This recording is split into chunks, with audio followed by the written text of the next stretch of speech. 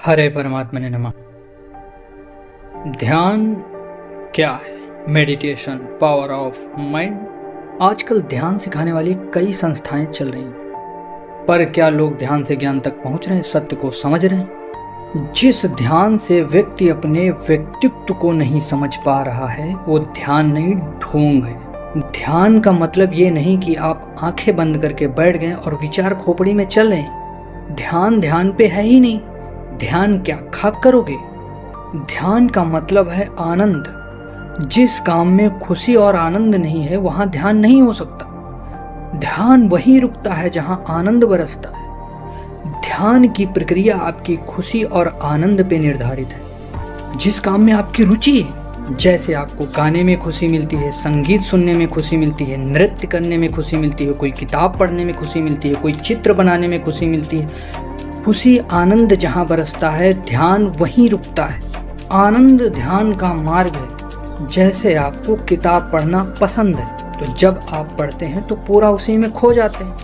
आपके अगल बगल बातें हो रही पर आपको सुनाई नहीं दे रही, जबकि वो आवाज़ें आपके कान तक पहुंच रही हैं पर आप नहीं सुन रहे। आप जिन शब्दों को पढ़ रहे हैं उनको सुन रहे हैं। आपका ध्यान उन शब्दों पे केंद्रित है। यही तो ध्यान है।